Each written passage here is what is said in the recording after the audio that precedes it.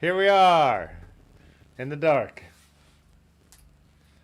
About 2 seconds before that little countdown timer ended, the camera turned off.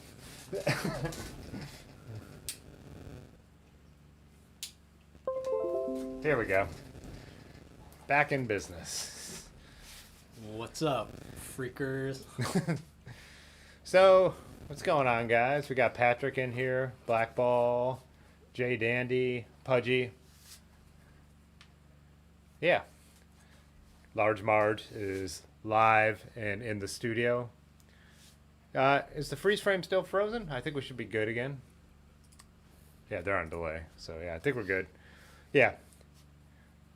It was so funny. Oh, you guys heard it? Yeah, it was so funny. Like, literally the countdown's ending, and then I heard the noise. That means my camera failed. It's like, no problems until 2 seconds before we're live. So, Sucks to suck.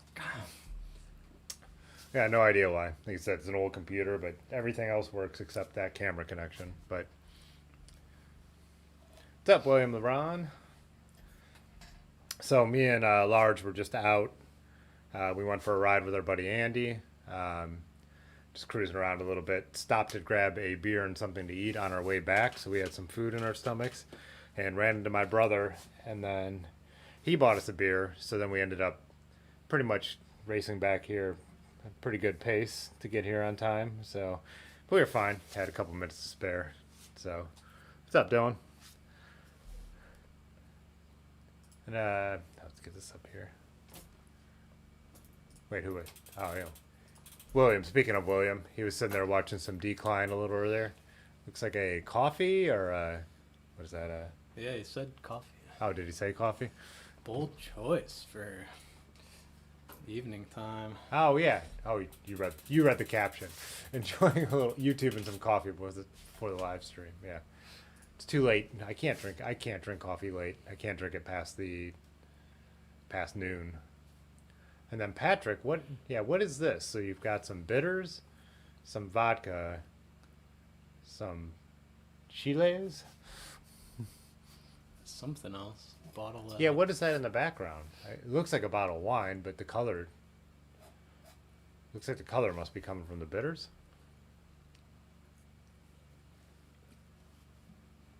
What is up, Rick? Oh, there's Brandon. We saw him. Oh, what's up, Al? yesterday. Yeah, so Alpine Daydream we met. Just yesterday, right? Yeah, Diamond Deli in downtown Akron. Me and Large went for like a 34-mile ride around like some country roads, a little bit of bike path. I didn't know, Alpine, that I was meeting you or what your screen name was, and that as I was walking out the door, I was thinking like I should have been like, well, what's your YouTube name if you watch the live streams? But some people watch the live streams and never comment, so I never know what. If they're just a lurker, Alpine Daydream is also the latest channel member as well. So, oh, sweet vermouth. All right. Serrano pepper? Scored down the side. So that must let some of the heat come through, the pepper flavored. Gross. Is that how you pronounce that? Serrano? Do you know? Or is it more? Yeah, I think. Or does it have a more Spanish pronunciation like Serrano? Serrano. No. No. Where was I going before Alpine jumped in? Oh, bike picks? Yeah, what was Rick's event? What did he caption this as? Philly Bikes and Beers 2021. I didn't know you could ride with no hands, Rick. Especially with all that weight in the front. What does he have going? Oh, he has a quad lock The with GoPro. yeah, GoPro, phone, light, a busy set of handlebars there. Got the deep basket. Yeah, what is that? Do you know what that is? That deep basket? I don't know. Is that a walled 145? Could be. I bet Rick was so happy that they got that woman running in the back when they took that photo. Surprised he's not looking back doing this. Call me. Yeah. Call me. Or like a Threes Company.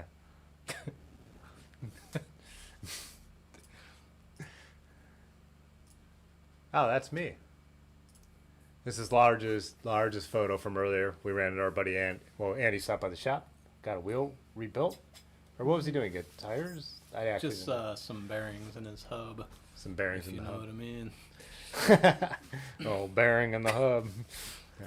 Yeah, just some new bearings. So he was riding his. That's a Jameis Dragon. James Dragon. That's a 29er, right? Yeah.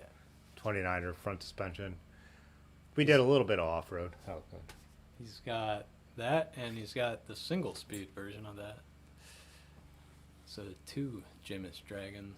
Oh, that's what Yonda was talking about with the single speed. Yeah. Have I seen a single? Is that newer or is it just something he had? He No, took as a ride he's much? had it. Yeah. You've probably seen it. You just didn't notice? Is it in the Yeah. same color? I don't remember. Yeah.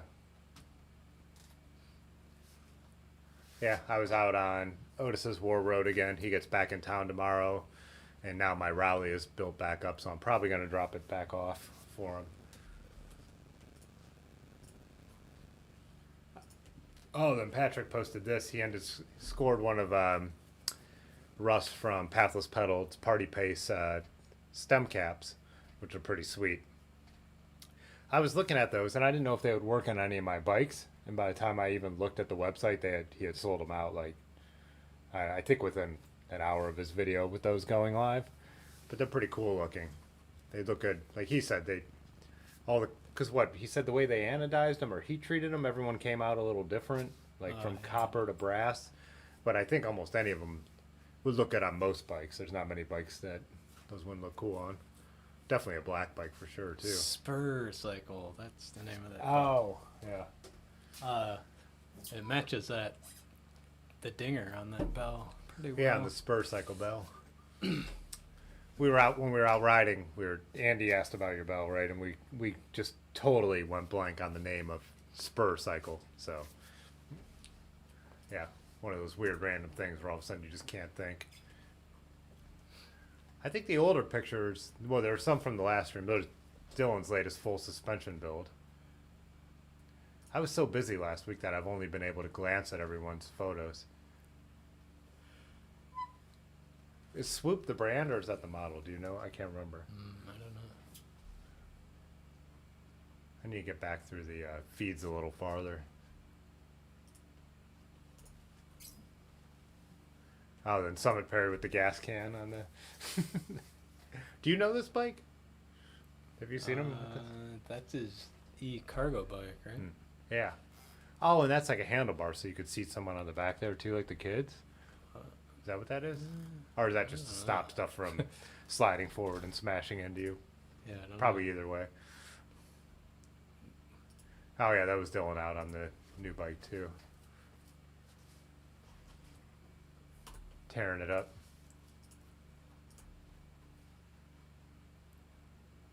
Yeah, I'd been riding this last week when I had to commute to a bunch of gigs, just like 5 miles here and there. The Barry Hoban that we built up on the stream last year. But it's really, I was telling Ben, these WTB, do you remember which ones those are? Exposure? Exposures. They're only 30 millimeters and they barely fit in the chain stays, but they're super supple. And I just can't believe for like tube clinchers how like comfortable this bike is with those on it. Like really surprised me. But yeah, it's been a fun ride. Oh, this was Tony's latest build. He had this out at the night we saw Flacco. Yeah. Got triple on there. We were just talking about triples. Yeah, that came out pretty nice. That looks sharp, yeah. Yeah, we're talking about Concord too. Concord, there's 2 completely different Concord brands with the same name. And I think, can't remember, there's a US one and a French one or something. I have a friend who got one, E-Wags a couple years ago, a Concord, and it was like more like a 10-speed, but he knew it wasn't the common brand, and he couldn't find like any information about it. And when I did a little digging, I realized there were 2. Yeah. Pudgy says Starling is the brand, Swoop is the model. So on Dylan's bike there. Rick said the Discord pics are lower res than usual. I wonder if our connection is just not as fast. Healthy stream. Yeah, healthy stream. It just lines up with Lanky's comment. WTB exposures ribbed for your comfort. Yeah, one of the. It's a new feature that I just figured out where it came from. But anyone who's a member every month, they get a highlighted chat. So. Patrick was saying we pronounced the pepper name right. And Alpine Daydream said he's a lurker. Alejandro's in here. What's up? Me and Alejandro had been chatting over the weekend about Paris-Roubaix, but he's on the totally different time schedule because he's back in Spain. So he was saying he might try and join us tonight, so good to see you in here. Rick said it is a walled basket. What's the number, though? That's the important part, right? Traveling Through is here. Traveling Through, I just got caught up on your latest videos. As I was mentioning, I was super busy last week, but I think I watched 3 of them either this morning or last night. But it's interesting because he's now at the part where he's stuck in Durango in his video series. But I remember when we were doing the live streams at the time, and everyone was, "Oh, how you doing traveling through?" He's like, "Well, I'm stuck in Durango." So now it's so cool that we had those conversations live, and now I'm getting to see like what it looks like. And Yeah, the behind the scenes. Yeah. Kind of. Yeah. And I had I guess. Yeah. In front of the scenes. in front of the scenes. Yeah, I had a friend who lived in Durango for years, and I never made it to Durango to visit her, but that's when I went to New Mexico and we hung out. And so it was actually cool. She told me about like the steam engine, and he does a time lapse in one of the videos where you could see the steam coming off the steam engine as it like goes around. I believe that has to be what it was. So Traveling Through says it smells like maps in here. Jay Dandy dropped his phone number if anyone needs to text him. It's 8675309. Where is that? Down towards the bottom. Ah. I was binging Traveling Through. Yeah, same with Lanky's latest video. I watched his full suspension on the gravel bike, and same thing. I need to leave a comment on there because I found it really interesting, and I think a lot of your video with that bike with full suspension aligns with me riding the War Road, which is a carbon bike without any suspension. It's like, I don't know. I guess one of my feelings is it's kind of interesting to make really stiff gravel bike, and so you make it lighter and you make it out of carbon, and then like it's too stiff, so then you add back in all this full suspension, which kind of would lead into also something like this, which we'll talk about. Like, does it just make more sense in some cases just to get a steel bike that the suspension is built into the frame to begin with, and is thousands and thousands of dollars of cheaper with less moving parts, right? Yeah. But kind of, I mean, I just wonder I guess it would matter to me too when you put like one of these carbon full suspension bikes on the scale, how much weight are you reintroducing to the product? Like, I don't know. I had a joke, me and my friend Josh were talking about how like they made like a product called Coke and sugary drinks, and then they realized people don't want the sugar, so they added all these chemicals to take out the sugar to make them taste like Coke. And then a couple years later they realized we don't have to put anything but water in these bottles. And I don't know if that's a direct analogy, but it kind of was like going through my head as I was thinking of like the bike, like adding all this tech in to make something feel comfortable that already would have felt comfortable in the way they were built back in the day, right? You know, I guess the Jan Hein, type, whatever. What did Dylan say? He said a lot of the Tanwall WTB tires are surprisingly thin. They feel so good. This took a turn.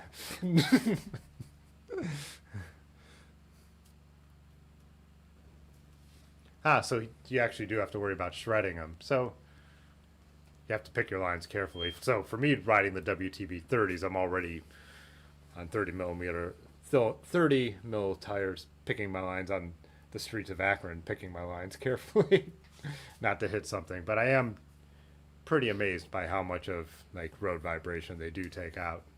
And That's what I ran the last couple of years actually on Ohio to Erie, the WTB byways. byways. Yeah, they're nice for. Well, I'm not like shredding them off road or anything. Well, not that much, but for touring, they're real nice. Set up tubeless and yeah, nice and supple.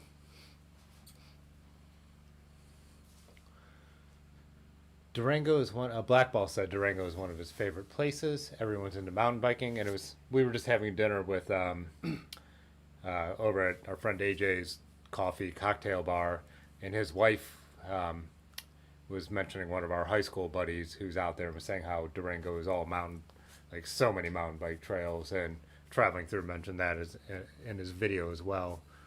And traveling through said, yeah, that is their small gauge steam engine out there.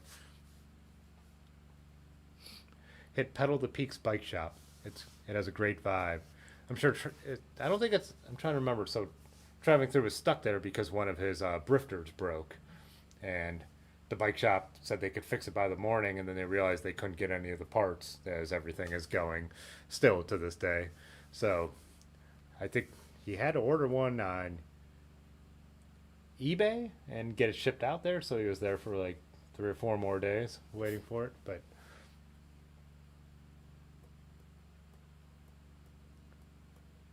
What is Pudgy saying with just get it for the same price and it lasts way longer?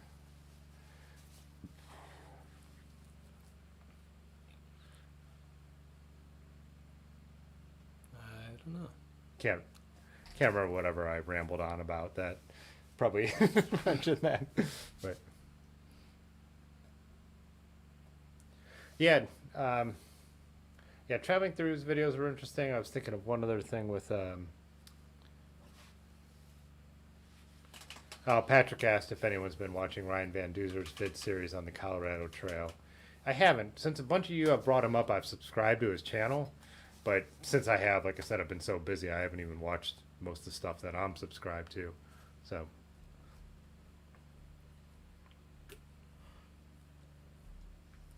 Oh, Traveling Through said that is the bike shop that he was at in Durango. Durango looks pretty, I mean, it's a small place. I doubt there's, well, there probably is room for a ton of bike shops in even a small city like that small town like that with so much going on.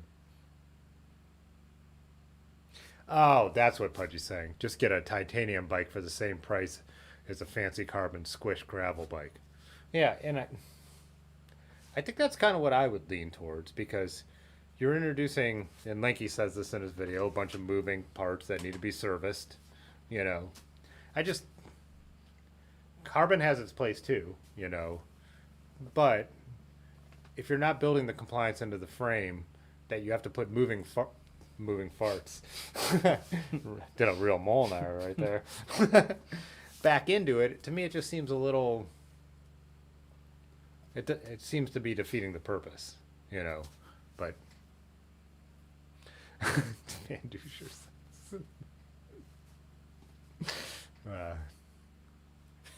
Traveling says 3 or 4 bike shops in Durango.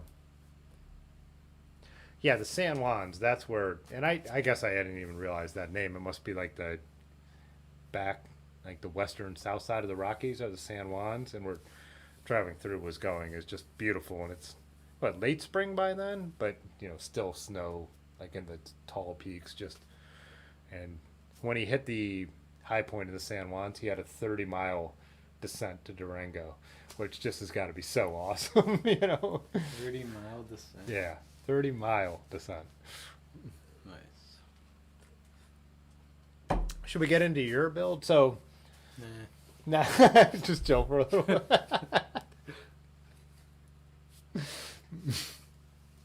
Yeah, we can do that. So, how long ago? You've had this about 3 weeks since we went out? Was your first long ride when we went to Canal Fulton? Yeah, it was like my first ride. That was only 2.5 weeks ago. Yeah. I guess. Yeah. So, Large ended up picking up. You just picked up the Pass Hunter frame set, right? So just frame and forks. Yeah, the Velo Orange Pass Hunter. Velo Orange Pass Hunter. Yeah, and did they have it in the blue and red, and you picked the red? They just had red. All right. That's like one of the only frames they have left are like small and medium red Pass Hunter. And Velo Orange kind of positions this as their most road-like bike, even though it's not definitely a pure road bike or anything. It still has all the pack mounts, right? And Yeah. 4130 chromoly. Oh, this is one thing I wanted to ask about that I thought you might know. It says they use a tapered. The head tube is tapered, so then you could use aftermarket carbon forks if you want to. So, does that just mean it's like? Does that mean like the headset at the top is smaller than the headset at the bottom? Mm-hmm. And that's a thing that is more recent because of carbon forks, or The it's carbon just a different forks standard? are like, yeah, where the fork goes in, they're like wider. Huh, that almost makes it interesting to me that my Rowley was able to take a carbon fork. Is that because that was more of a cross style fork? That. It's at Aaron's, yeah. Oh. Yeah. Because I don't think that has a tapered head No. tube, right? Yeah, I don't remember. Regardless, it's just something I was curious. So just kind of a different standard where more Yeah. modern carbon forks have tapered head tubes is a thing. Yeah. It's noticeable in the side there too. I do love like we'll pull it up here, but their latest round of the way they do the logos with that kind of like chrome look and everything. They're just such sharp bikes. Let's see what.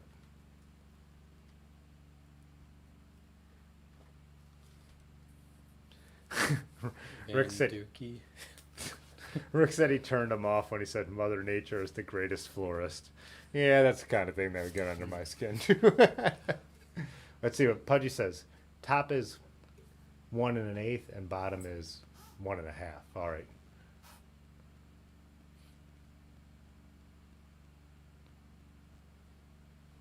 Oh, Rick said, remember how weird my Kona looked after he put the surly fork on it? That's because he had the Kona as a tapered tube. Nice. William asked how many bikes Large has. How many functioning bikes I have? I have the Monsoon, the Zigzag, Storm Chaser, and this new bike now. And Monsoon, Zigzag, Storm. fixed gear. Yeah, and your old Yeah, fixie yeah. is still built up. So 5 right now? Yeah. But then, like, you also have A lot of random frames. and- Japanese steel frames stashed all over the state. Yeah. And Yeah, Your- frames and parts and random shit everywhere. your Random Cannondale, stuff. yeah, Cannondale frame you stripped down to build this mostly with, right? Mhm.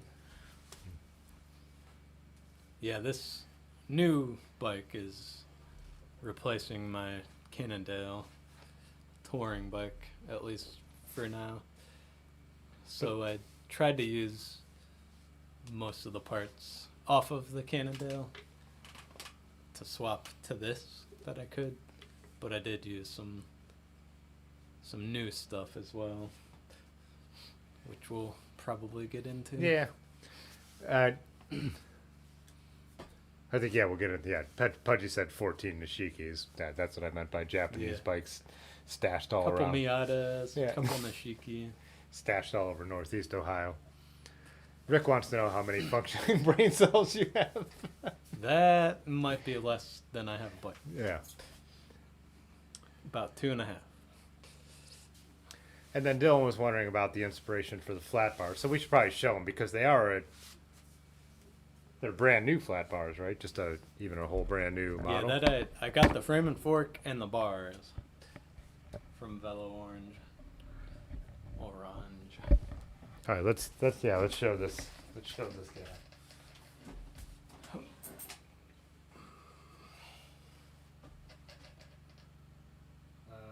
on. Oh, brightness. There we go.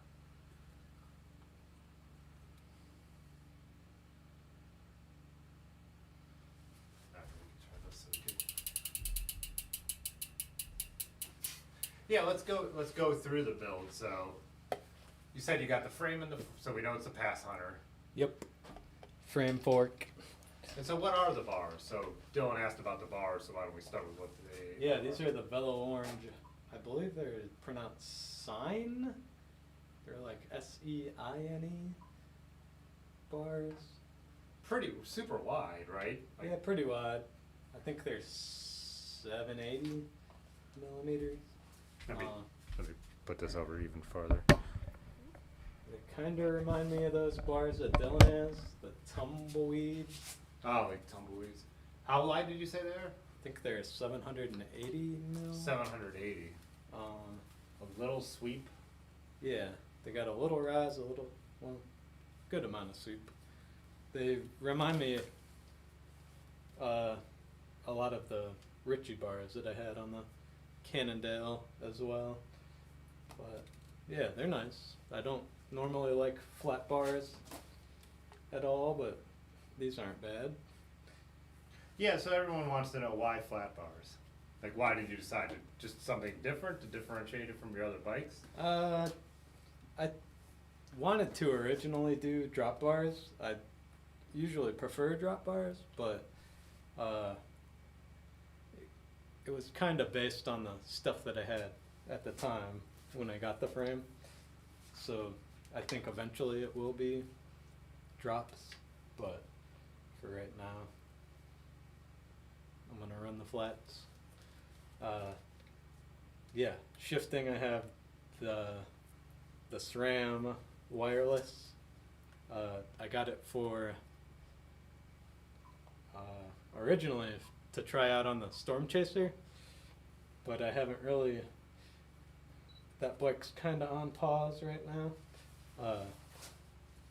So yeah, I figured I had it. Like, why not try it out with the flat bars? So I threw it on here. It's pretty nice so far. You were saying to me that you were afraid to try the electronic shifting because you thought you'd want it on all your bikes. Is that starting to? Yeah, if I thought that if I liked it, then I would want to put it on my other bikes, and it's not the cheapest thing, but yeah. So I was kind of scared. Is it happening? Does electronic shifting? Are you finding? It's nice.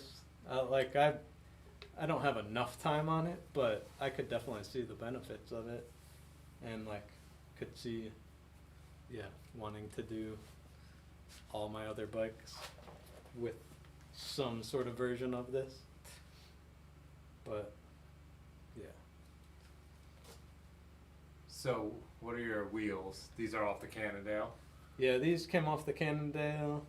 I think these were originally on Zack Snyder's Midnight Special. These wheels. We just had them at the shop.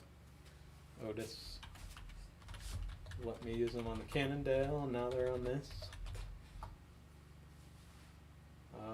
Yeah, got some fun little wolf tooth bits on it.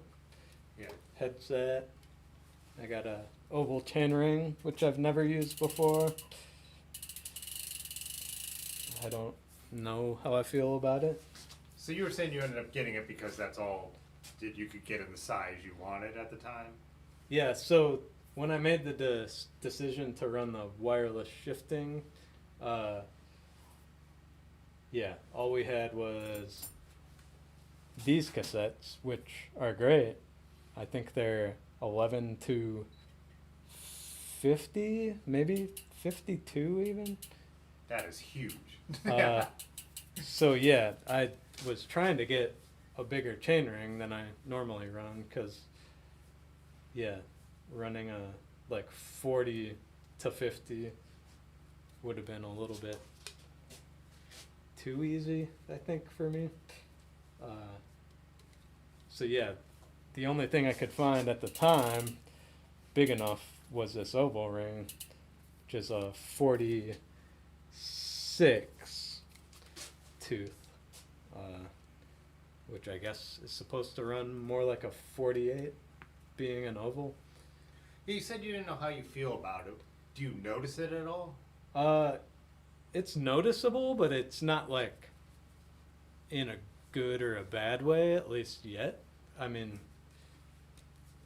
I don't have a whole lot of miles on this. I mean, a few hundred, but yeah, it's not bad. It's not anything like, oh, I need to have an oval chainring on all of my bikes. Yeah, you can feel it. It's almost, it's weird. I don't know. You feel it in your pedal stroke. Yeah.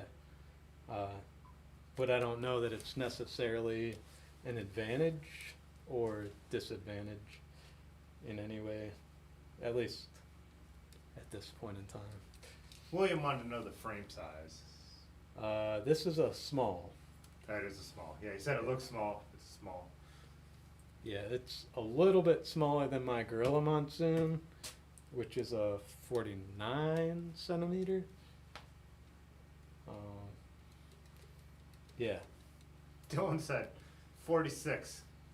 You pushing lead blocks? Lead blocks. No, 46 to a 50 or 52, whatever this is. Yeah. Yeah. And we were also riding, even tonight, between 16 and 20 miles an hour. So. Yeah, I can feel like I can push an average about 18 to 20 in the hardest gear without really spinning out. Yeah. You got the Thompson. That's a layback seat post. Yeah, a little smaller frame, so I did the setback. Yeah.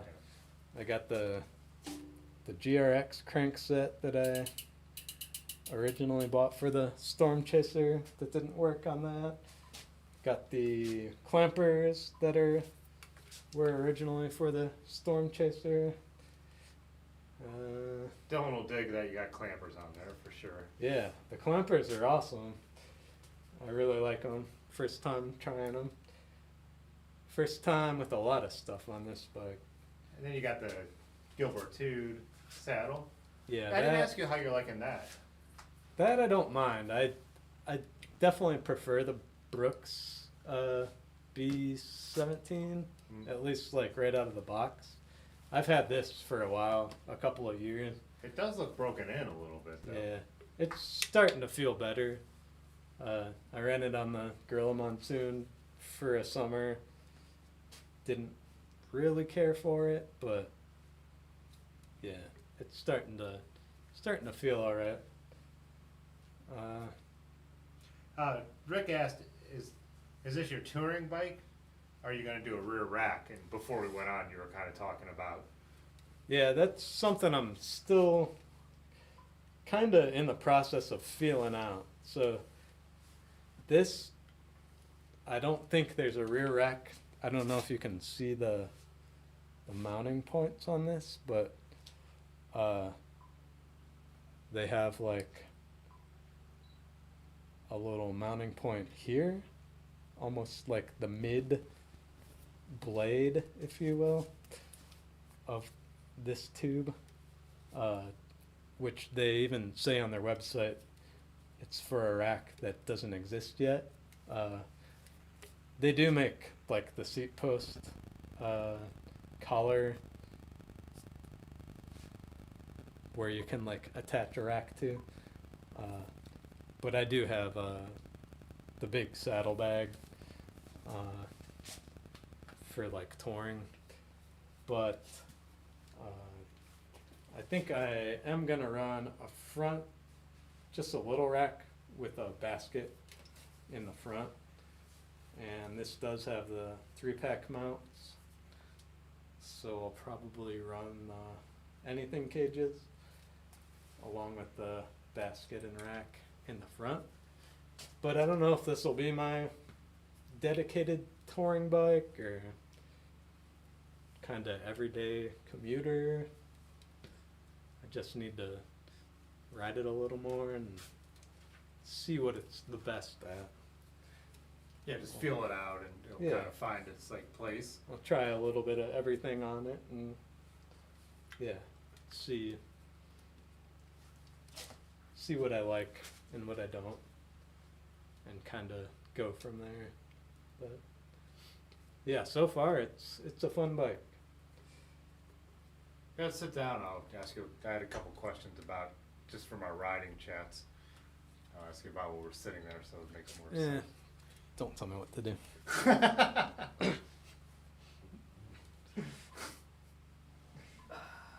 What? It's about pedal brake time. Is it 10?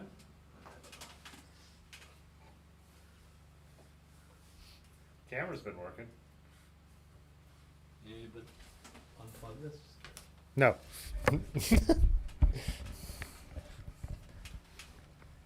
Oh, in my frame bag, I have some random stuff. Oh, do we need to get into your? Do we need to do a No. what's in my bag? No. There we go. Could you sit up here? Oh, I have to turn my keyboard around. Let's see what. Oh, so that's one thing I was going to talk about, and Dylan asked it. And I'm surprised he was able to notice it, but Dylan said the wishbone shape seat stay is nice. We were talking. That's what I was going to ask you about the. You were saying how it actually feels really springy because first time we rode like when you rode that, you were riding gravel. I was riding Otis's War Road, and I'm talking about how stiff it is, and you were talking about how springy Yeah. this bike is, which they in their literature kind of build it up as being springy. Do you? Well, Yeah. one, talk about that, and then if you think it's related to the wishbone. Yeah, I don't know. I was telling Tim when we were riding, being a new build, I don't really know. There's a lot of new things with it in general.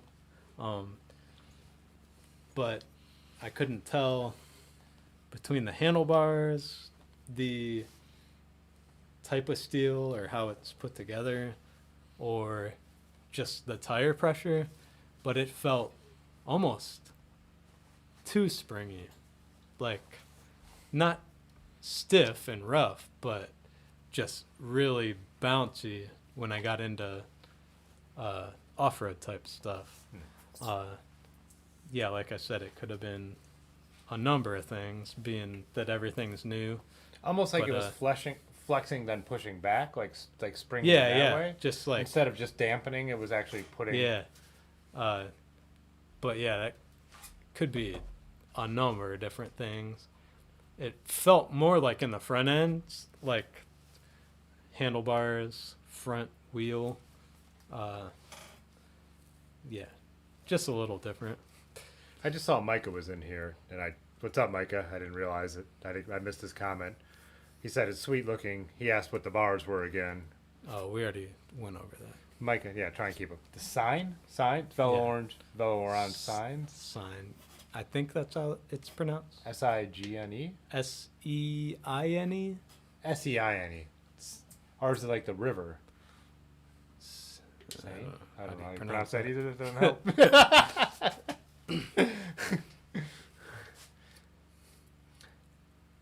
Yeah, it'll be interesting. As you ride it more, it's like see what settles, like what it's the flex coming from having the bars. But I was looking at the website, and they do mention that it is supposed to have a springy feeling. Where was that? Somewhere. Up more.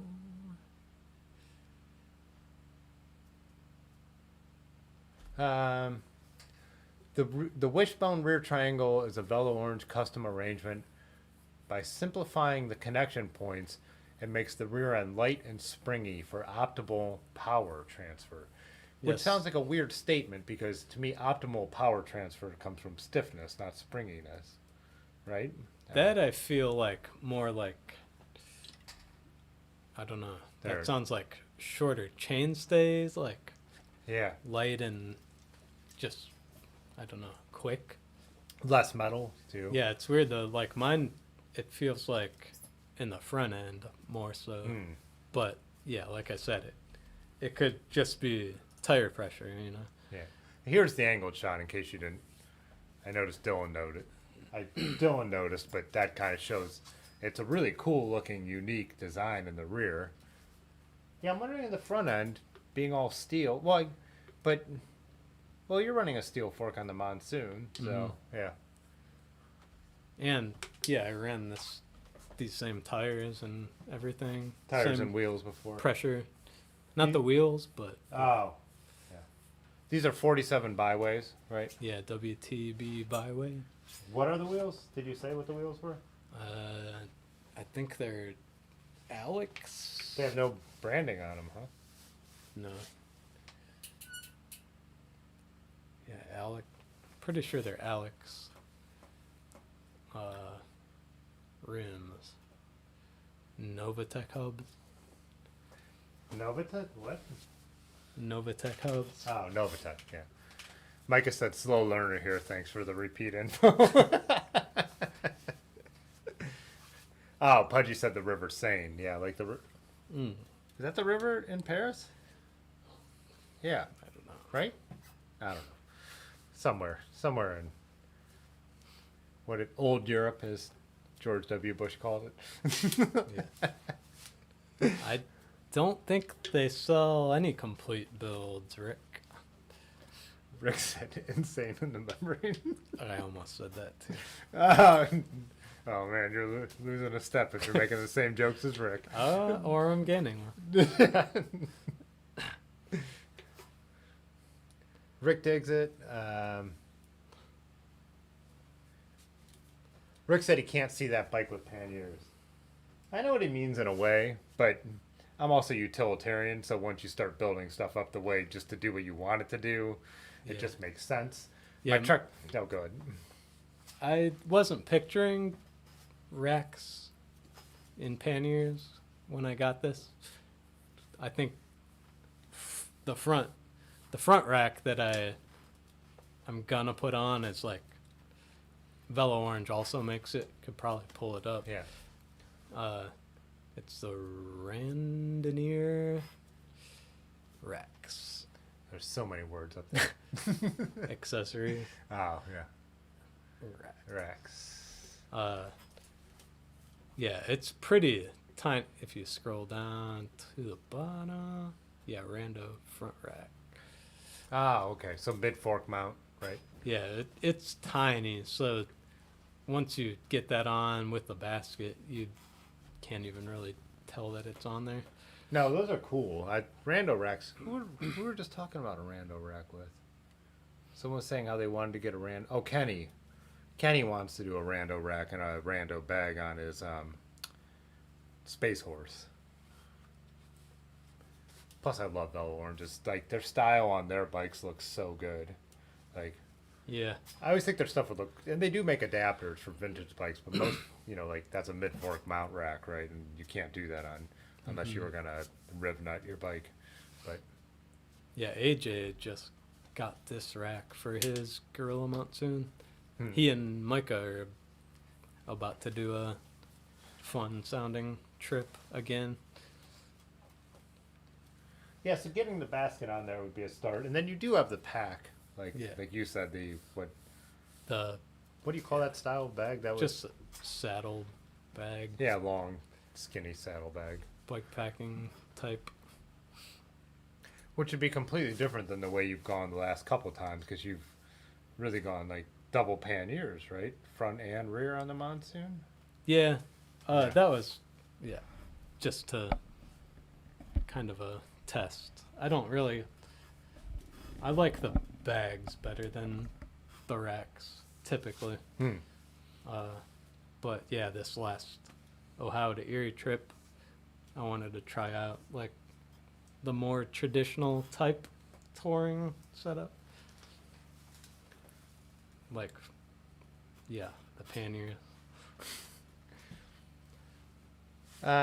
Jay Dandy was saying, springy when climbing, shouldn't notice the spring on flats. I think we're talking about the frame, the way the frame was feeling.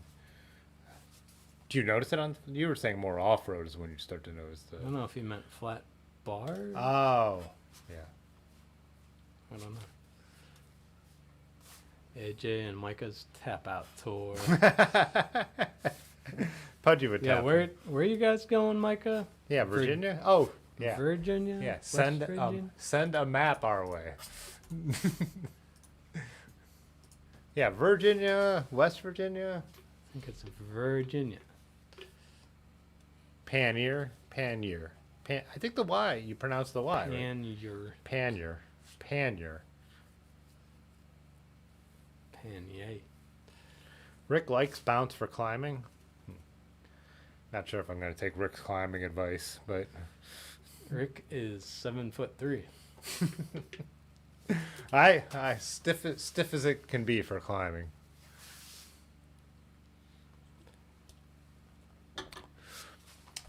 Yeah, Virginia is for lovers. Micah says the Blue Ridge Mountains. Oh, that's right.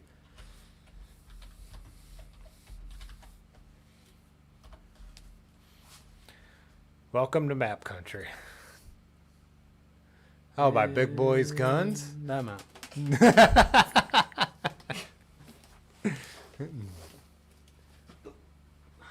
You bearing us or no?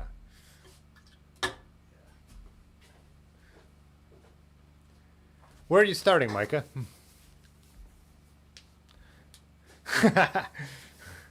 Blackball said in Canada they say Pannier. Well, Blackball. You're in Toronto. You're not in Montreal, right?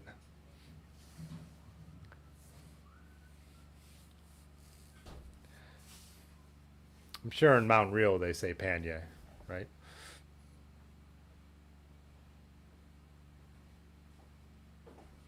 Russ says spring for climbing. Why do boy? You do, boy. Russ probably rides like 10 times the elevation I do, and probably like a quarter of the mileage I ride a year. But I'm guessing I probably climb up hills a little faster than Sheraton, Virginia. Russ. And that's not like a flex, just a fact that what a badass I am. I Right? don't know. Pull up his Strava. Does Russ have Strava? I don't know. Oh. Share. Can you spell that out loud for me? SHERATON. Whoa. That J jump in there for. VA? What the hell is that doing? Oh, VI? VI. No, it's a VA, right? Just take me. Why am I Airbnb-ing all of a sudden? Micah might have spelled it wrong. Oop. Sharon. Sharonda. Sharondo.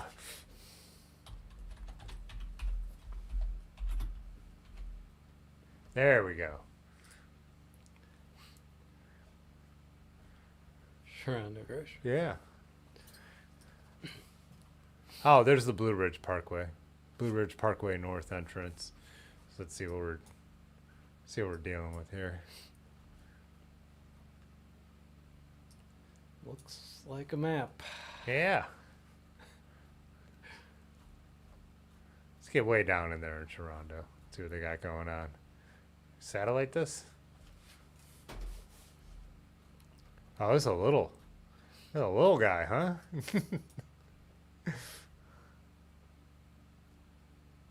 Bat Creek. What are the stats on this, Micah? Yeah, how crazy are you guys trying Like to get? a couple days, 1 day, And this is in the mountain. Look at these mountains right here. 1 day, 300 miles, 10,000 feet. Yeah.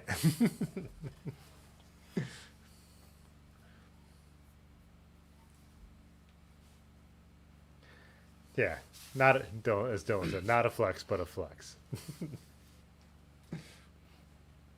Oh, Micah texted me a website.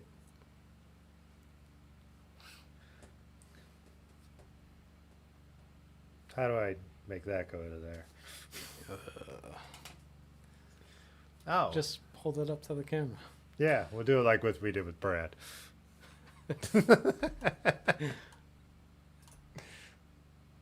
Yeah, you guys got it.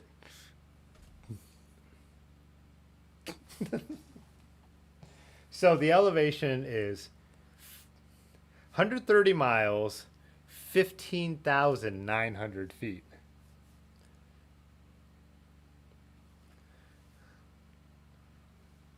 That Brad Z says, Google Maps again. we got Brad Z in here. Oh, yeah, Brad. He's more of an analog map guy. You mean Flavortown, Brad? I think I could save this and pull it up, right? Because this would be worth showing. If I email this to myself, you tell them things while I do this. I'm still waiting for Micah's answer. He'd So know. he texted you the route, but Yeah. is it a 1 day? Yeah, how many days are you guys going to do it in? Yeah, because that's. You gonna stay at the Sheraton grocery store and do a 1 dayer? Oh yeah. Who is in the studio audience tonight? No studio audience tonight. Nobody paid. So look at how bonkers this elevation. 3 days. 3 days. Like I said. Oh, we froze. Let me move us out of the way, anyways.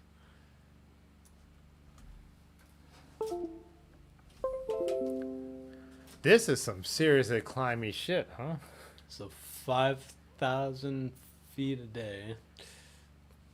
Divided Plus 13 divided by 3 would be about 42 miles a day, right? I mean, roughly in there, 42, 40. That's going to be beautiful and brutal, huh? Are you guys packing? Are you guys carrying everything with you? Or are you doing Airbnbs and everything? Also, Micah, did you figure out a way to carry your camera? He didn't know how to carry his camera? He wanted like a quick access way to his bigger camera. Ah, the Fuge? Yeah. Yeah.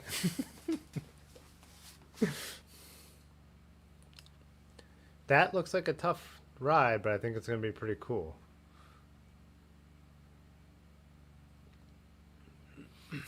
Aaron was banned last weekend. Yeah, the studio audience idea. Like, I'm not opposed to it, but it needs to be prepared for. There needs to be a microphone, a camera pointing in that direction. Yeah. Jay Danny says, you know, studio audiences don't pay traditionally. Yeah, see, that's another problem. Yeah, that looks cool. I can't wait to see your photos. Talking about a way to carry his camera with quick access. Pudgy Pedal Pusher Super Chatted $1.99. My neck, my back, lick, my booty, and my crack. Banana, banana, hamburger, banana, banana.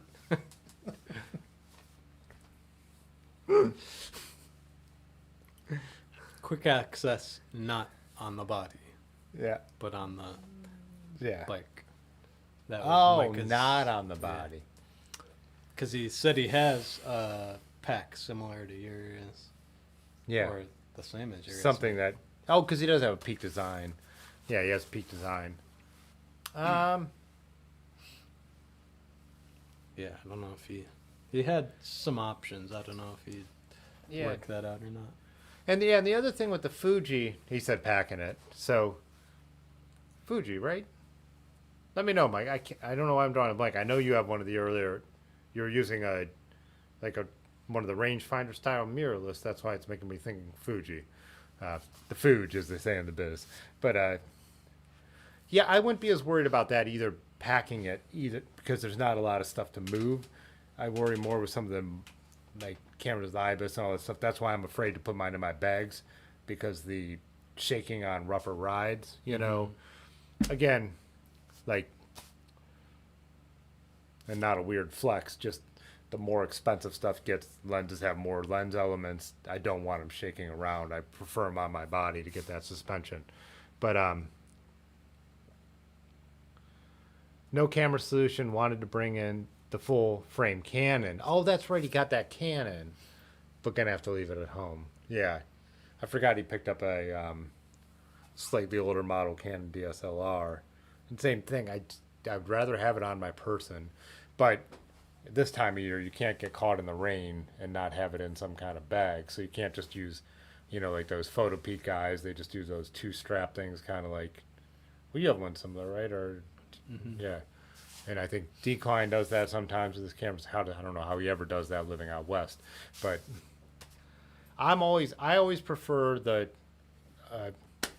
messenger bag. But yeah, if you don't want something dragging on your shoulder, that gets annoying, especially with this kind of elevation.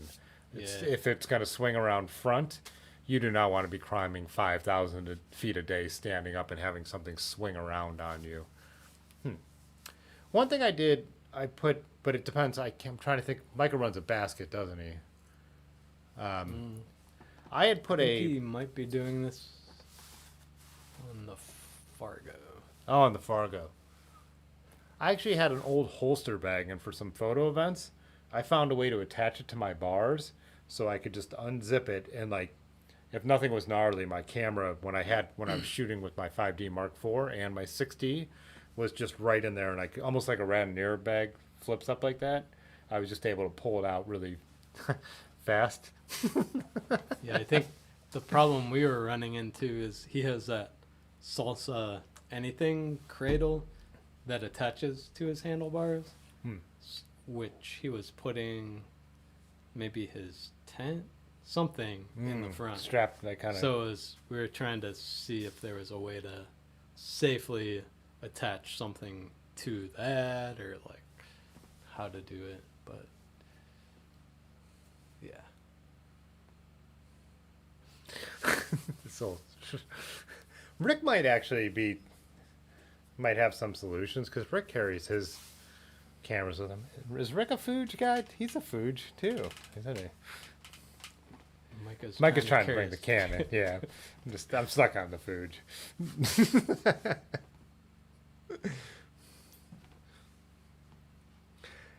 Dylan said he's going to need a recovery shake after all this flexing.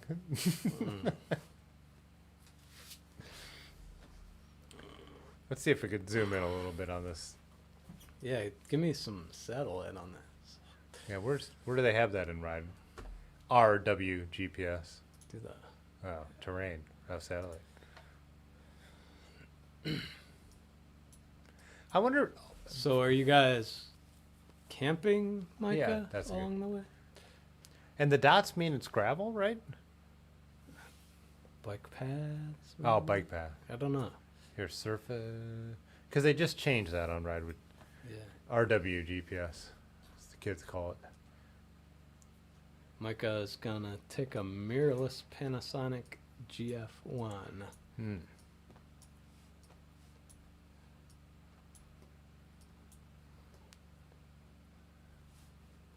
So they put the camera symbol and then they say good place for a shower or rinse off. So is this like a. Click on it. Let's see some hot shower. Yeah, let's see action. someone getting. That's not how it works. You know that. What do they say when you have a tent? They just say prescribed. What is this? You write a story here? Oh. Bail up. Huh. That's where you can call Wade. He'll That's- come pick you up. Yeah, Wade picks you up. Oh, look at this huge. Got a. Damn, girl. Good place for a rinse or a shower. What about here? Fish hatchery.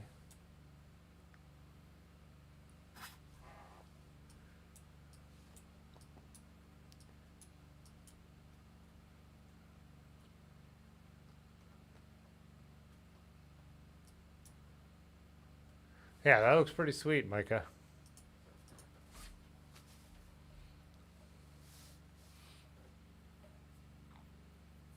Oh, he said the Panasonic will fit in the handlebar snack bag, which is nice.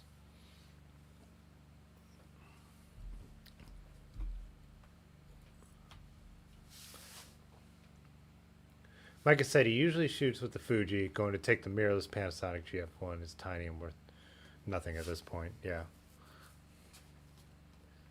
Yeah, I always make that determination. I'm like, I would struggle on something like this. I think I would want my camera, and I'm thinking like same thing when we go to do Nutmeg. I think I might ride with my R5 on my back. I'm thinking like we'll probably climb some of those climbs, and I won't be thinking about it. But when we get, I don't know, just at the top or somewhere, like even if I take 10 photos, I feel like I'm gonna want it, you know. But I also feel like the two GoPros, I can mount one on the bars, I could have the one in the pockets, and that's going to cover me because I'll make a YouTube video and I'll be like, that's fine. But being a photographer, that's always something that's hard to give up on, like trying to get a good picture even on a hard ride. You know, I'm like, I can't help myself from being like, I know this picture would be so much better if I had the gear that can do it, you know. But Yeah, it's tricky for that kind of stuff. yeah, everything's a balance, especially with riding.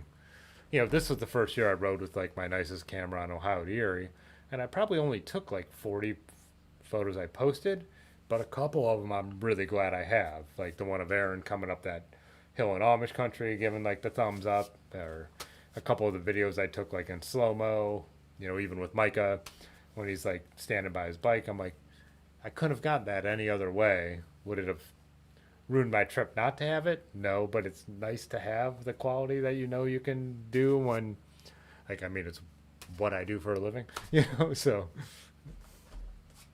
What was I saw we had some new messages in here, but no, I'm not seeing anything new. Huh, weird. Let's take a quick break. Regather our thoughts. I want to tune a boat. Yeah, you want to tune a boat. And also, thanks to Alpine Daydream, I have not added his name to this list yet, but will be on this list. I just want to take a quick moment during this break to thank our channel members. Their financial support really does make it possible to do this many live streams and produce this many videos. So thanks a lot. If you're interested in joining, we could drop a link on the screen in the chat right now that you could check out and follow that link and join the channel and get some special perks too. Anyways, thanks to everybody else too for tuning in. I really enjoyed doing this. Check out the merch store and also drop a like on this video. Thanks, every little bit helps. We will be back in a couple minutes.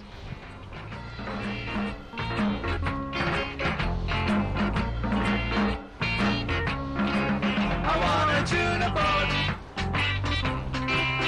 Give me tune a boat. I wanna tune a boat. Give me tune a boat.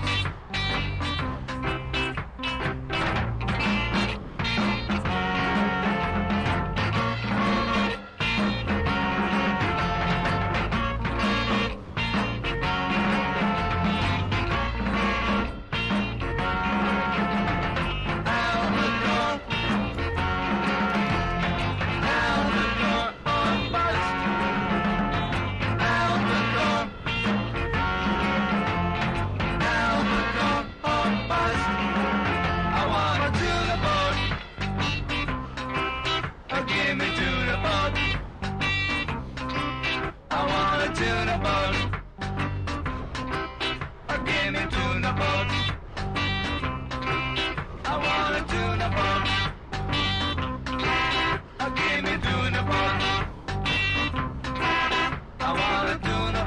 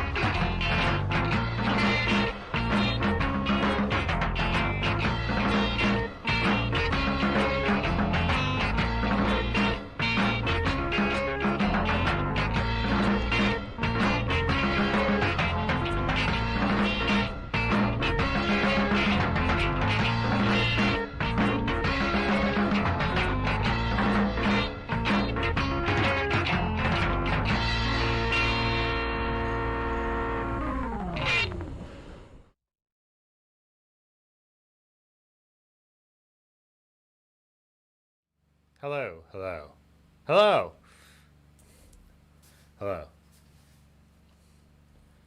I was looking at Jay Danning's comment about anyone panic being clipped in on steep climbs. Large said no. I was thinking of a time where I don't clip in, but I had straps on my Truck 500. I still do, but we were touring and I had like my bike loaded and we were going up a really steep gravel climb, and I felt like I needed to flip the pedals over and not be strapped in case I lost my momentum. I was a little nervous, but with clipless, you probably actually feel more confident because you could get your foot down pretty quick, right? Yeah, when you're comfortable with it, it's for me at least, it's not bad. Just a matter of Yeah, cages and straps, old school stuff, I feel like it's worse because you have that double motion. By the time you're going down, you might not have backed out. Your reaction is just to pull your foot sideways and then you fall over. But yeah, and what Lanky said, just extra motivation to keep going. yeah, just keep spinning, right? Yeah. And I also, even today I went for like a climbing PR, and I've got a video that'll be coming out about it on Thursday morning. But riding flat pedals, I even wish I had like cages at that point. And like the flat pedals on Otis's War Road with my chrome Kursk interface really well. But still, when you're climbing as fast and as hard as you can, if you're trying to go for that, like I said, I don't have clipless, but just even riding in cages or straps, I know how much better that would be. Like that's a time where climbing steep hills, I'd rather be clipped in. I'd rather have that because you don't slide off the pedal. There's no other time where you're pushing in so many directions on your feet, right? I don't know. Yeah. Patty says on pavement, no, but on dirt, yes. Yeah, and I guess that's been one of my things with my gravel bike having flat pedals. I just like that ability to get out as quick as possible, but it's also a negative when there is a steep hill. I would know I would have more power clipped in, you know. And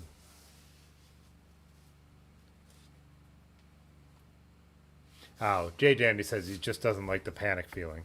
Yeah, and the panic feeling I think is what keeps me from going that route on my off-road bikes. And the reason I don't go that route on my road bikes is I just like to have my shoes on because I ride everywhere I go. But that's just I don't know. It's hard to explain, but I just like to wear the shoes I want to wear, you know.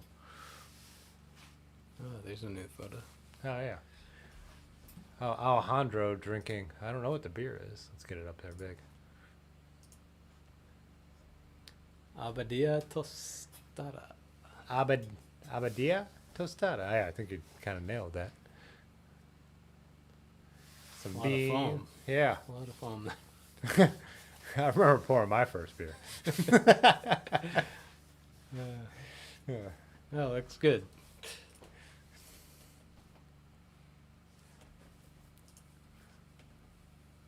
Let's see what Lanky said here. Oh, Rick was talking about he knew a guy who used to hike with a speed graphic, and yeah, Rick, who I bought the studio from, he told me stories about people hiking with large format and really being invested all that. Cycling, and especially climbing 5,000 feet a day, you're not going to be carrying large format film cameras, but yeah. Lanky said, on mountain bike, prefers not to be clipped in on the climbs, harder to unclip and get a foot down on uneven, rooty hills. Yeah, I mean, I think that's common, but you ride clipped in even when we go mountain biking usually, don't you? Mm-hmm. And racers do as well. Dylan does, and Dylan's probably one of the more just something I'm comfortable with it. So, yeah. like more comfortable than flats, but And Pudgy was saying for touring, he said same thing you just said, become second nature. For touring, it stinks because you don't have casual shoes on. what does the lanky cowboy do though? Yeah, what does Lanky Cowboy ride? Like clipless spurs? How does that work? Yeah. Did you go flat when we toured this year? You had talked about it. Did you finally? This year, yeah. The first time you. What did it bother you? No, Yeah. it was fun. Because we were I like clipless better, but yeah. that pace is slower. We weren't doing a ton of climbing. Yeah, I figured it wouldn't be a. Yeah, it's, either way, it's not a big deal, but I prefer clipless, but flats are fine. Oh, what's up, Baron? Baron just jumped in. Back to the photography thing. Rick was saying the speed graphics are not heavier than a 5D with a zoom. Well, how much film are you bringing with that? I mean, how many sheets of 4x5 and 4x5 holders? I mean, which are light, the plastic 4x5 holders, but yeah. Takes up more space. Who knows? I don't want to ride with a speed graphic. Did you know what that looks like? An old press camera. So when you see the guy with like when Lee Javier or Tony, who's the guy who killed Lee Harvey Oswald? Tony Danza? Tony Danza killed Lee Harvey Oswald. All those cameras around were speed graphics. He was the boss. Yeah, he was the boss. Do you know, what is this? Oh, he said he likes the Crank Brothers double shots. Those are the reversible pedals, right? That you could clip in or go flat. Yeah. Someone just had those at the shop, right? Was I just looking at those? Maybe I was talking. You might have been working and I was chatting with Otis when someone had that on the stand. Where else are we on this?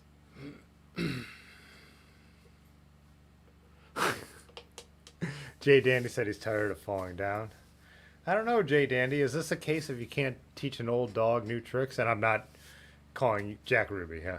But I'm not calling you out because that's what I'm worried about. I also worry about if I went clipless, I would like it a lot, and then I have like all these bikes that I would then want to try and switch out, and then I'm trying to figure out shoes again.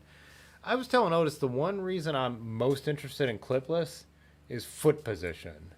Because like I do get slight knee problems and stuff, and I feel like it's when we're doing stuff and my feet are slipping around on the pedals and I'm not keeping my feet in the position they should be in. And I feel like clipless makes you put your feet where you determine the bike fit works for you. And I can do that with my straps and my cages by how hard I tighten them. And I just really feel like that's a problem when I ride my gravel bike like long distances on the road. If I stop and put a foot down, my foot's not in the right spot, but I'm trying to speed up because it was a traffic light or there's traffic or we're going through an intersection.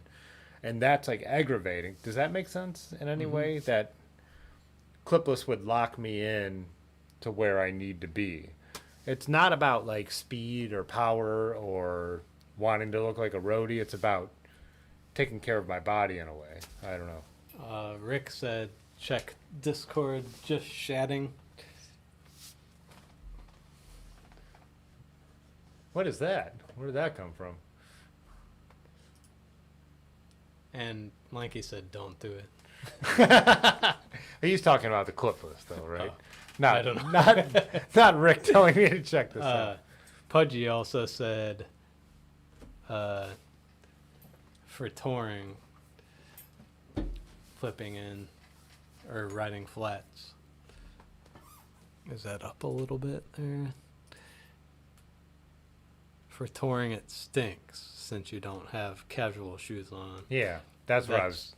Yeah. That's why this last year when we did Ohio to Erie, I ran flat pedals because I didn't want to run clipless and then try to bring a second pair of shoes to carry just for like at the campsite or whatever.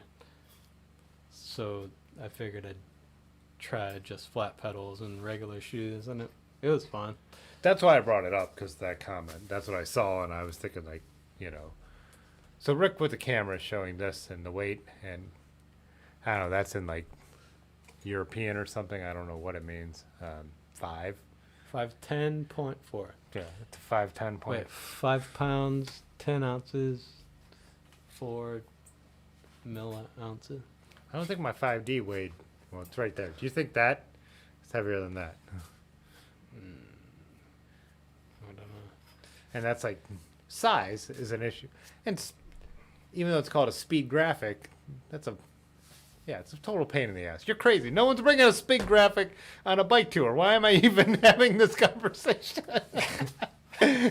Rick, no one's bringing a speed graphic on a bike tour. Micah would do it. Micah's not bringing his food. Yeah, but if he had a speed graphic, What a ridiculous thing to be debating. Yeah. No, they're great. Yeah, hike with them. You're not bringing that on a bike tour. Pudgy said the float in Clipless alleviates, I'm sure he meant it, the knee strain. How much float do you have in your clip? You could decide how tight they are, right? yeah, different cleats have different floats. What is your style? Are you ride SPD? Yes. And that's the one that looks like the 3. Just 2-bolt, but there's a lot of different. Like there's mountain, SPD. There's a few different. Yeah. I guess I noticed the looks, which are true roadie style pedals, right? And then just that kind of triangle. Then there's Speed Play, which is the circle one. Yeah, but even like there's road, Shimano. Yeah, I don't know. Bunch of bullshit. Yeah.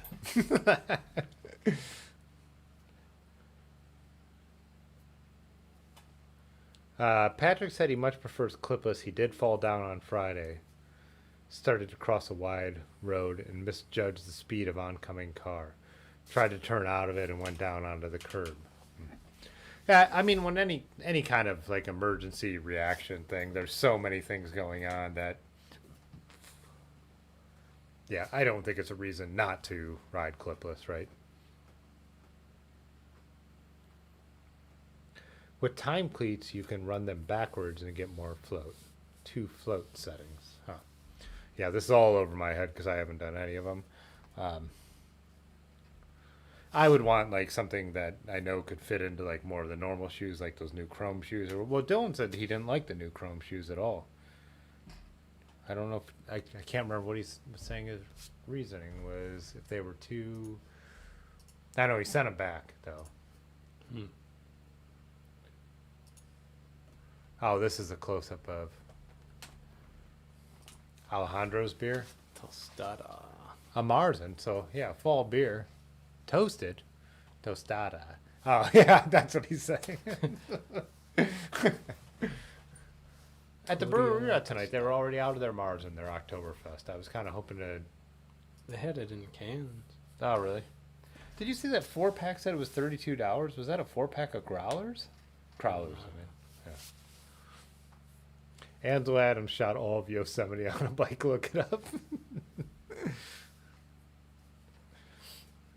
Oh, Pudgy was saying that Dylan thought the chromes were too floppy, which is interesting because I've heard like Russ say that he liked them better because they weren't as stiff.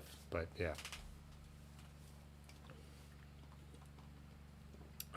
No, I mean, when it comes to photography thing, you could make anything work, but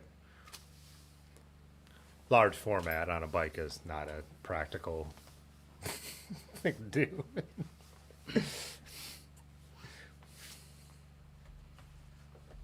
Annie Leibowitz shoots on a scooter. Well, I guess it's kind of winding down, you know. I mean, we've mapped, haven't looked at tall bikes yet, but I think we've kind of had that subject covered. Tall bikes? Were you awake for tall bikes last week? No. Oh, we got into tall bikes. I passed that hard last after I don't remember. It was a slow start with Brad. Like, we had a real slow start. But then he brought up Mrs. Doubtfire's bike. Oh, I was there for that. Yeah, okay. Then we got into Robin Williams' bike collection, Yeah. which somehow led into tall bikes. And it, even though there weren't many people left, it really, if you made it to that point, the payoff was worth it. Kappa shot on D's. What? D's? These what?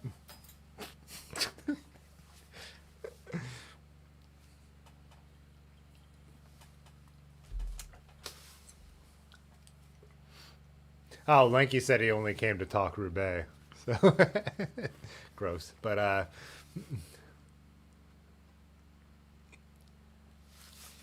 Rick, well, before we get into Roubaix, because I will talk shitload about Roubaix. But Rick said he has a wide foot. What flat should he get for the rib that won't be too modern? Pathless Pedal just did a whole video that I have narrow feet and I'm fine on most shoes, and that's not a flex, but just that's very attractive feet. No, I don't know. Like, narrow shoes don't bother me, but Russ did a whole video about that. Rick, I don't know why you're asking me. I bet you're like fucking balls deep in Russ's Discord over there talking about wide shoes. All right. Rick does MKS does some cool looking pedals that would work well with the rib. Like, what is it? The butterfly? Oh yeah. I think Rivendell has a lot of those on their website, but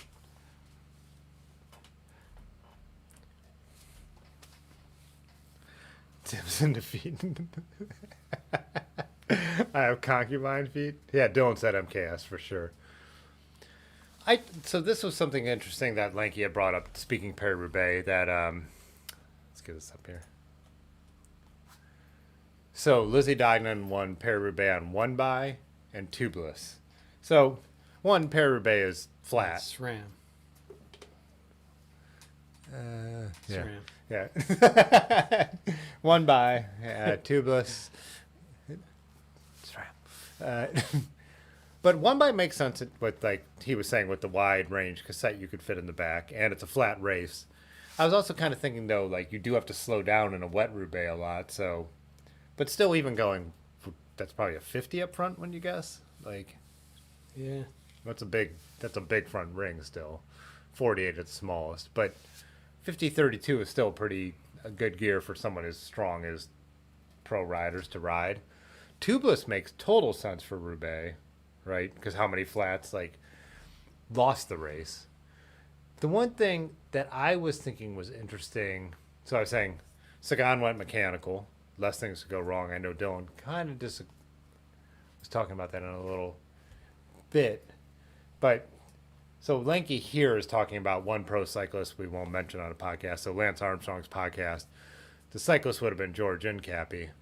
But I was talking to, I can't remember, but when I went to Paris-Roubaix, EF, who rides Cannondales, had the Synapse, which is what would you call it, an endurance road bike?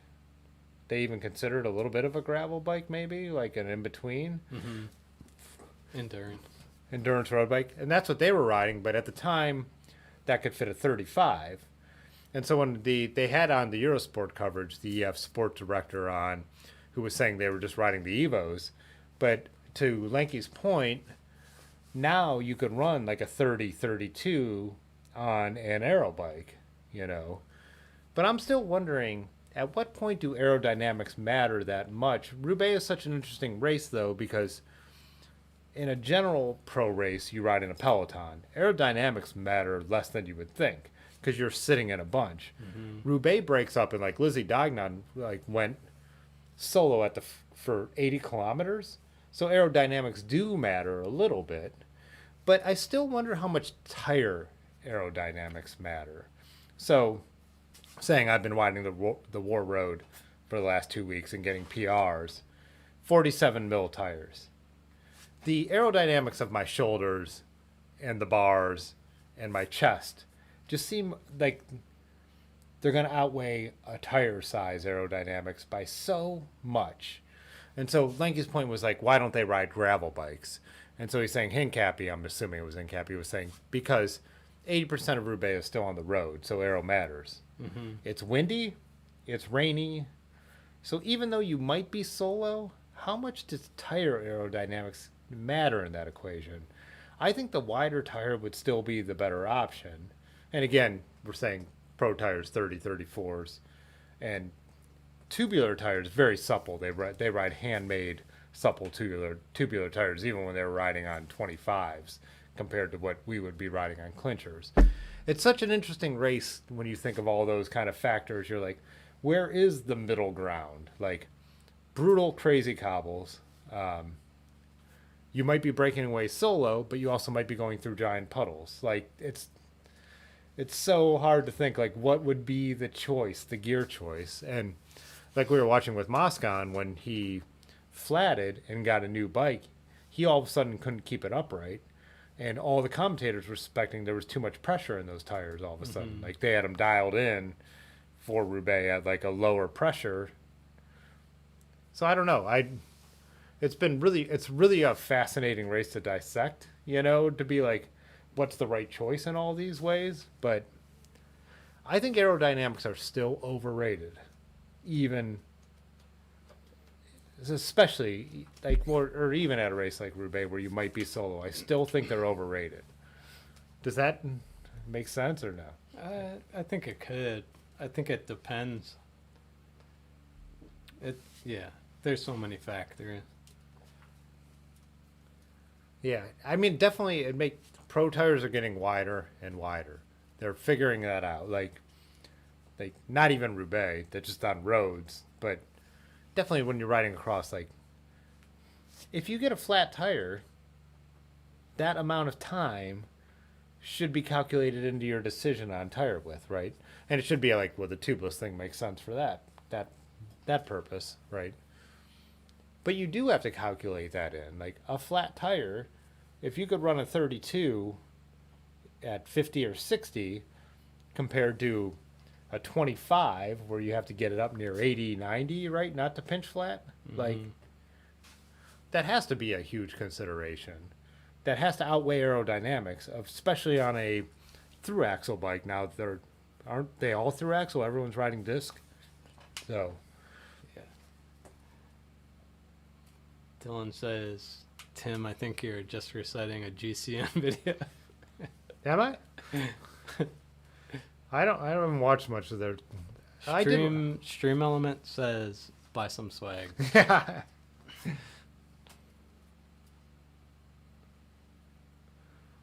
Jay Danny says, try bike calculator. Aero is everything. Your body. It depends. Like, how much cobbles do you have? Yeah. If it's like 10%,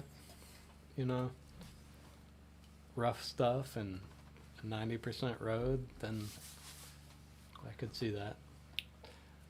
Aero being a factor. But again, like, I'm just saying in the overall equation, like weight weenies, when you think of weight, like how important weight is. In a spring classic, it becomes way less important because it's not a grand tour, like climbing mountains over 3 weeks where seconds add up, So when you think of weight in the system of your bike and you're the weight. Like, so a 6 kilogram bike versus an 8 kilogram bike, if you break that down to percentages of what you weigh, that's almost nothing. Like the differences don't matter that much. And I got to think the same thing has to apply to aerodynamics where tire size is only going to be so much of a factor when your shoulders and your chest, like the position you could get on the bike, being low on a bike matters, but still the thing that's sucking the wind is this region, right? Not there's tires, your legs are behind those tires. That's why Great Britain, if you look at those track bikes they used in the Olympics, they actually sprung those way out to sweep the wind around your legs. I just can't imagine 32 even to 40, the aerodynamics like of your tire is affecting that much, of the comfort you can get and the speed you can get by leveling those cobbles with a wider tire. Like, I would love to see the research on it. Like, I'd love to, but sorry. Micah said flat tire, flat earth. But yeah, flatting out is everything. You know, Moscon lost the race because he got a flat tire. Aerodynamics, you know, were not the issue. You know, like, I don't know. It's just something. But watching the bike handling skills of these people riding lightweight road bikes in the mud, it's just, no matter what, amazing. But Yeah, it's a fun race to watch. Jan Hein guest hosting tonight, like you said. Was anybody on full suspension road bikes? I know recently they have done Roubaix. Seems like Tech would be. So Specialized, they were doing their, what do they call their head tube thing? It's integrated into the head tube. Future Shock. So yeah, so Bora and the Kunik Quick Step. Elegant. Yeah. Elegant? So So they were last year. Right? yeah. So they were running the Future Shock. And then in the rear, I think there is a flex on some of those bikes that they were running, but they're not pivoted. Like, not even like the bike Lanky was riding. That just has like the, what is it, like a, what would you call that? Pivot point, right? In the, I think it was the late 90s, people were running rock shocks on the front. A couple teams ran rock shocks on the front of their bikes for Roubaix. Again, they found the same thing, that 80% is still on pavement, and the energy you lost on pavement wasn't worth the suspension on the cobbles. And again, like, if you're a pro team and can specialize for Roubaix and throw all the money at an issue, some of that stuff makes sense. But like I said, Sagan was like going mechanical group set. He wasn't going to run electronic through the water. I think the same thing with that kind of suspension stuff. It's like you're still 80%. Yeah, paid. even then, what the, like you say, the percentage of, you know, smooth to rough, you know, Yeah, do you want to? you'd be uncomfortable for 2% of the time and have the ideal bike for Most of the race. 98% of the time. Yeah. But yeah, it's, I don't know. 50% of the time, it works every time. Isn't that a quote from what is that? Newsman, Anchorman? Yeah, whatever. The RockShox Ruby SLs, yeah. Hey, what's up, Rusty? I didn't even see Rusty jumped in here. Yeah. Be glad when you're done playing Army and can join us full time, buddy. Pinarello had full suspension road bikes a few years ago. Yeah. 3 a.m. What? Lanky said Moscon lost because he's a horrible person and the cycling gods didn't let him win. Well, yeah, I mean, nobody wanted Moscon to win. At the same time, I was like, when he flatted, I said to we were sitting there with Large and AJ and Aaron and Chrissy, and I was like, I don't want him to lose because of that flat. I was like, I don't want him to win because I hate him, but I don't want him to lose because of that flat. Then when he went down, I was like, good. Now there's a reason he's not going to win. He actually fell off his bike, But yeah, same. Nobody likes Moscon. That dude's a piece of shit. And nobody wants Ineos to win a spring classic either, So. Oh, Rick asked, I didn't watch it. Do they change pressure during the race or is it too tight? No, they don't. I mean, you wouldn't change it during the race. You wouldn't have time. The moves happen so fast. They set it for what they go lower than they would for a normal road race at the outset. Yeah.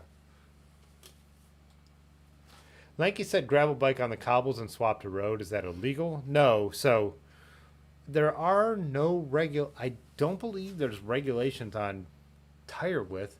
I believe most of it is the double triangle rule. But the gravel sections hit so fast, I think nobody's going to swap like they would in a mountain time trial, because you just don't have the time. Like, you need it like when they enter the Arenberg, like they say they hit it at 60 Ks an hour, like the worst cobbles, like they're straight, like the Arenberg is completely straight, but you come around the corner and you're going 60 Ks an hour. So what is that, like 40, high 30 mile an hour, like nuts. So you're not going to, you can't slow down. Wout van Aert lost the race basically because somebody went down in front of him in the Arenberg and he kept it up and he could never rejoin that group. So you just don't have the time to mess with pressure, bikes, choice, any of that stuff.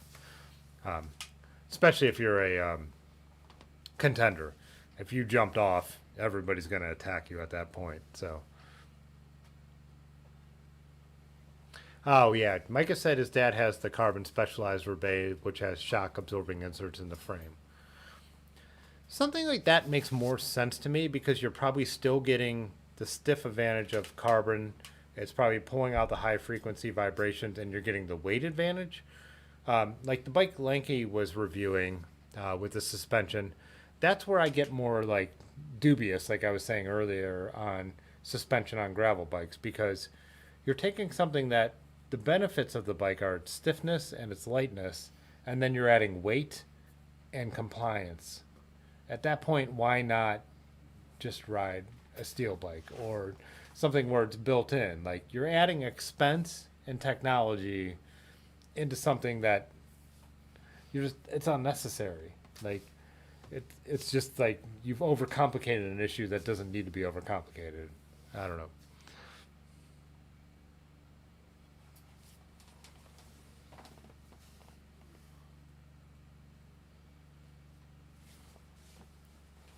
Oh, they're talking about electronic deflation, inflation. Someone posted something recently about that becoming maybe a possibility. Again, I just feel like, when do we, I don't know, where do you draw the line on tech? I don't know.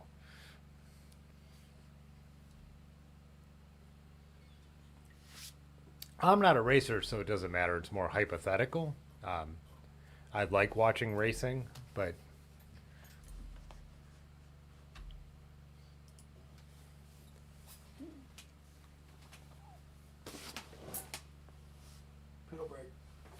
you piddling? You're going the wrong direction. Oh, there's a pedal brake down here.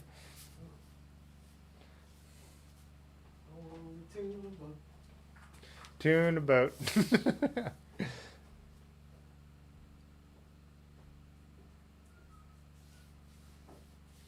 Oh, Alejandro's saying Lopez is worse than Moscon. Is he? I know he's a hothead too, but is he a racist?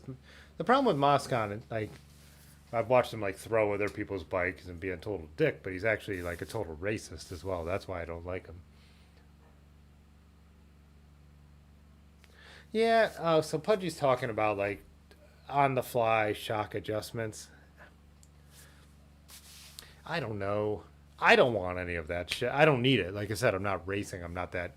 It just doesn't matter that much to me. Like, when it comes to Paris-Roubaix, I don't know. You look at Moscon, he gets a spare bike, and all of a sudden, a guy who's winning the race has the wrong pressure and he can't keep the bike upright. That sucks. But at the same time, how much tech do we want to introduce? I mean, we already have electronic shifting. We're all cool with that. I don't know. I don't know what the answer is. It's interesting. So, Lanky and his Movistar fanboy stuff, man. Just always comes back to Movistar with Lanky. I don't know, man. I think Movistar is the worst team in the pro peloton. I mean, it's like sports directors. Not they're the worst team, like they don't have good riders. You know, Valverde just won another race last week, right? But their tactics are just so awful. Lanky, how you could just throw all your eggs in the Movistar basket. I just don't understand it.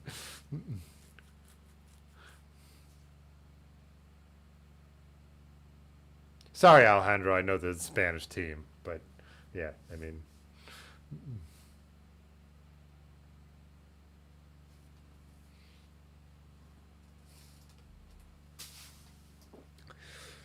This is some super nerd level roasting going on here, by the way.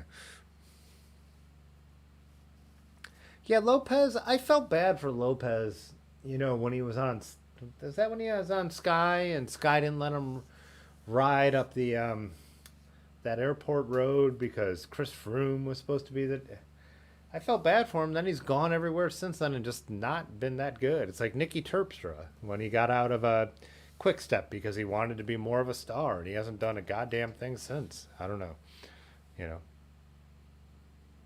Yeah, it's Movistar. Yeah.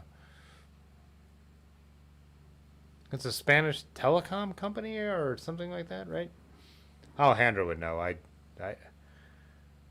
never know what the like the sponsors, European and international sponsors are. I don't know what most of them actually do.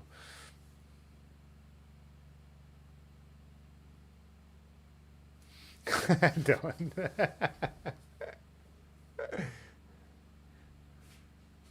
Lanky, we need I was talking about, so if I can, I try and keep my schedule free on Monday, but hasn't been working out that much. But me and Large rode yesterday. Now you said your kids are back in school. If we could pull off a Monday night or a Monday daytime ride, we should all join up and do some of we can meet you halfway and do some of the valley gravel or something like that. So.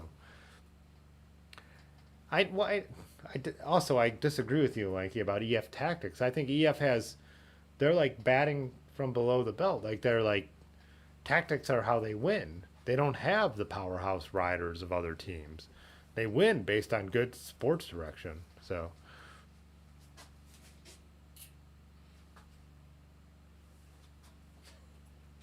Yeah, Movistar is the 18. Rolling out like this.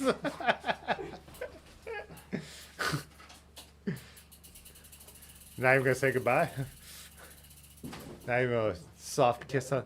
Not even a soft kiss on the cheek. Get my things in order.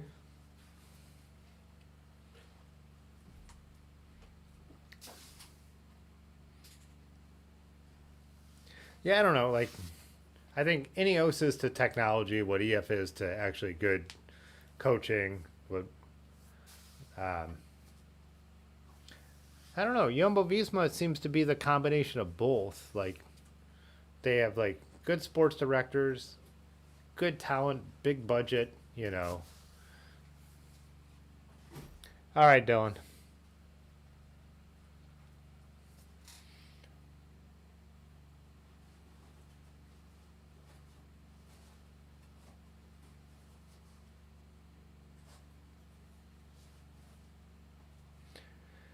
I think I've ranted enough.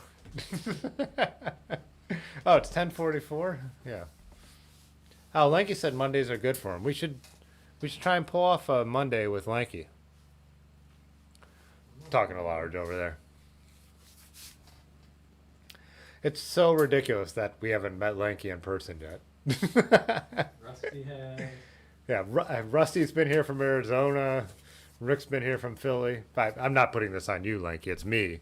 You've tried to meet up, and then my schedule is always a mess. Yeah, like always, and I never know what's going to end up happening from day to day. So.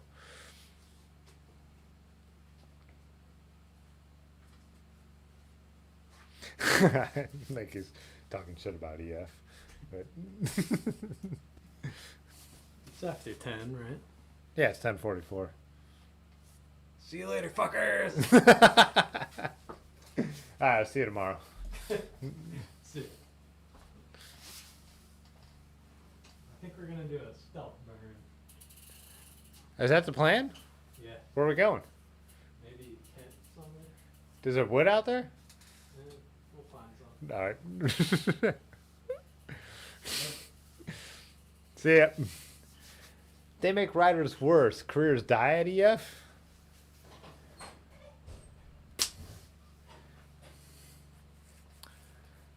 Do you think Valgreen's career died at EF?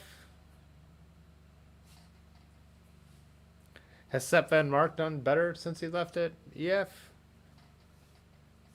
We'll see what Higuita does next year. Let's see if Higuita wins any stages when he's not on EF. I don't know. We'll see. We'll see.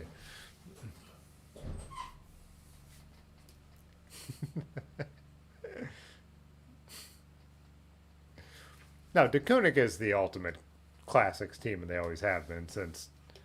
Oh, not Mapai. Well, Mapai was too, but Lefevre when he was with what was the grocery store chain that he Museo was at the end of his career, but yeah.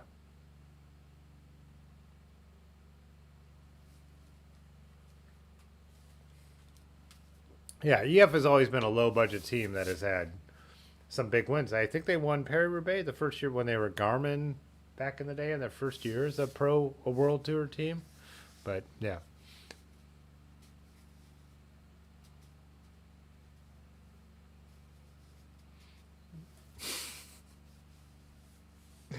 Lanky. It's I feel like it's a case of watches one documentary on Movistar.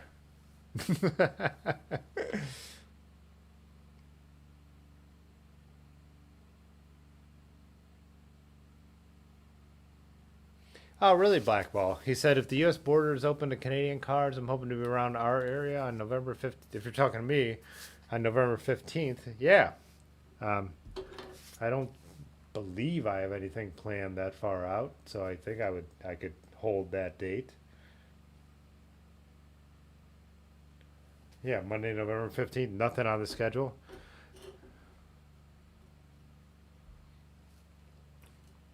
And I don't know if William LeBron, he was here earlier, but me and Large, when we were sitting at the bar, we were talking about how much we really would like to get back to Detroit. He was telling me about a documentary he watched on one of the earliest, the guy was saying he was one of the earliest urban explorers. And I was like, I would love to get back out there and ride my bike again. And Detroit downtown has got their shit back together and become a great place. But to get out into still the urban exploration and along the rivers and the lakes, you could get out there. So for sure.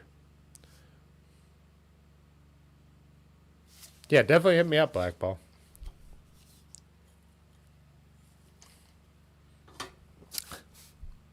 Well, I think sorry, that was when I get excited I can't control the volume of my voice.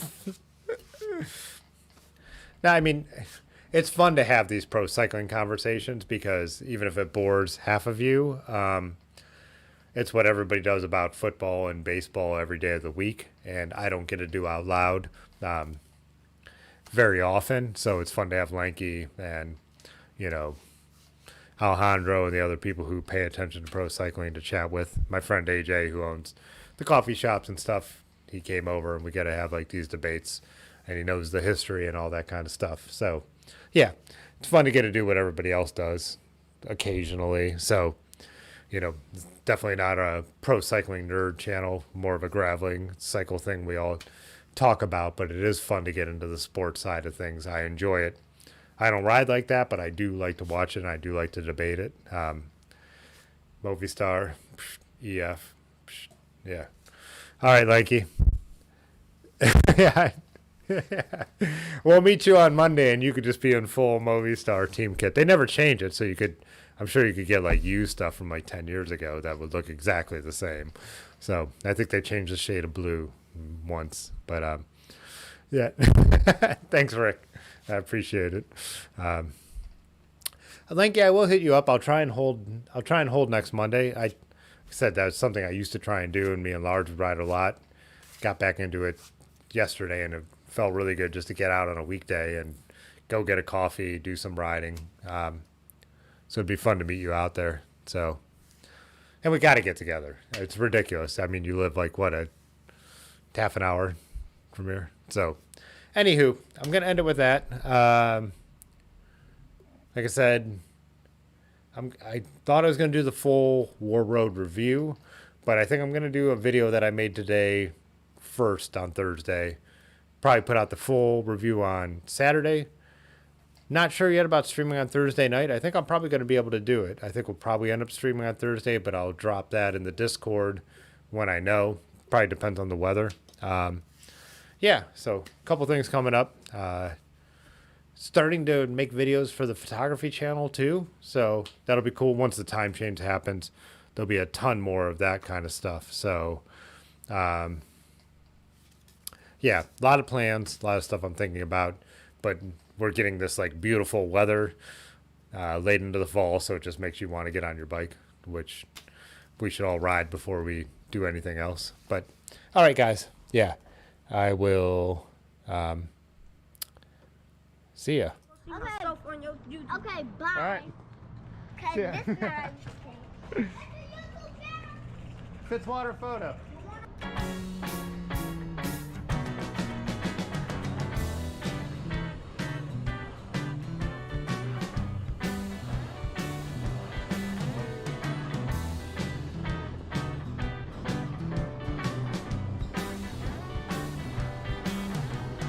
In the awful way, holiday, holiday today, and all I want to say, holiday, holiday today. You catch the first train home, drives to be alone, yeah, and all I want to do is to get with you. Hey, the awful way, holiday, holiday today, and all I want to say, holiday, holiday today. You catch the first train home, drives to be alone, yeah, and all I want to do is to get with you. Hey!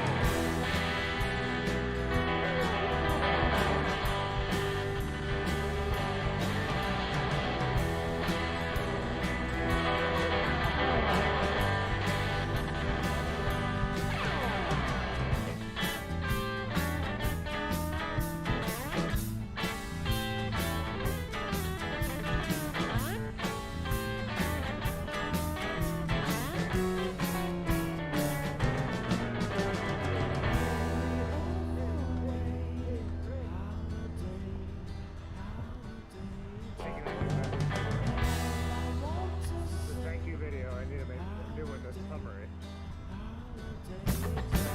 All I want to say, holiday, holiday today, and any other way, holiday, holiday today, la la la, la la la, la la la, la la la la la la la la la, la la la, la la la, la la la.